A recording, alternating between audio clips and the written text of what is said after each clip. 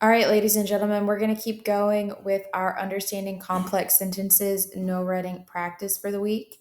If you've been following along with me, you know that we did the first two sections on Tuesday. You should be, if you're on track, it should be Wednesday, and you're going to do sections 3 and 4. Thursday would be 5 and 6, and then Friday would be 7 and 8. So keep that in mind and remember to work at your pace to keep you on track to have this done by Friday.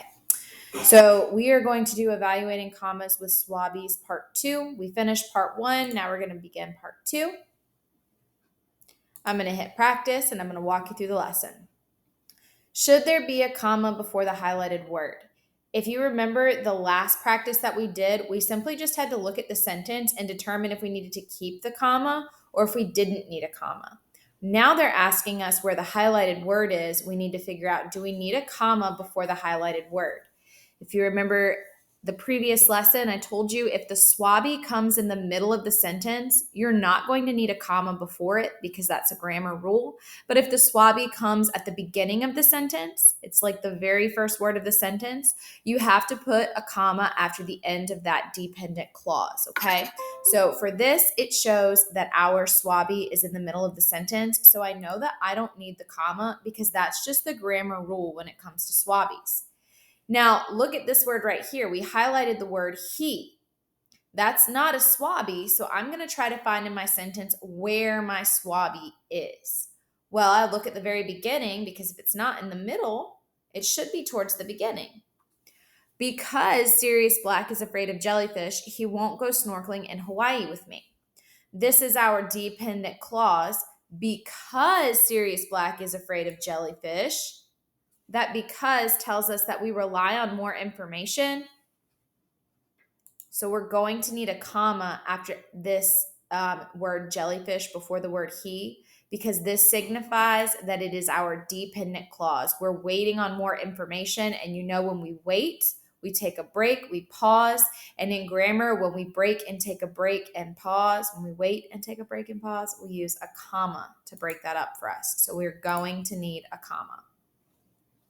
Autumn Rivers can't wait until the new video game comes out next week. Until is my SWABI in this sentence, okay? So when the SWABI comes in the middle of the sentence, we don't need a comma before it. That is the grammar rule. So we're going to remove the comma. Stacy Warner threw a football at me before I was ready. My SWABI is right here in the sentence. I don't need a comma if my SWABI comes in the middle of the sentence, so I'm not going to add a comma. As long as Robin Scherbatsky follows the map carefully, she'll find the buried treasure very soon. So this is as long as is my SWABI.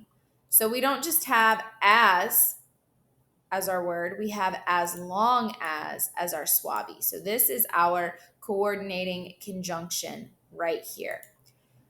Robin Scherbatsky follows the map carefully. As long as Robin Scherbatsky follows the map carefully, that is our dependent clause. If she follows the map carefully, something's going to happen, but we don't know what that is. We have to wait and find out. So we do need a comma. As long as Gary the Snail's formula is accurate, he will win the Nobel Prize this year. Again, as long as is working as our SWABI. Gary the Snail's formula is accurate. This is our dependent clause. We are awaiting more information. If I just looked at you and said, as long as Gary the Snail's secret formula is accurate, you'd be like, okay, well, as long as it's accurate, what? What's going to happen? We're waiting on more information. And because we're waiting, we need that comma. So we're going to keep the comma. I want you to walk yourself through the rest of this practice to make sure that you understand it. Just because this word is highlighted does not mean it is the SWABI. Okay, so if you're like, oh, it's highlighted, it's in the middle of the sentence, I don't need a comma, that's not necessarily the case. Here, we're just highlighting a word in the sentence, and you are trying to figure out, is this a dependent clause where this comma should be or is right before the highlighted word? Is everything before the highlighted word a dependent clause?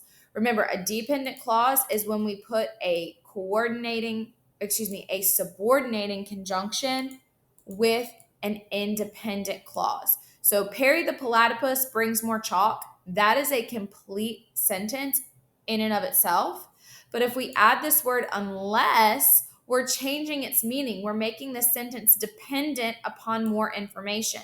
So unless Perry the platypus brings more chalk, we wait on more information, the hopscotch tournament will have to be postponed. I need a comma in this sentence. Work through these. If you have any issues, let me know.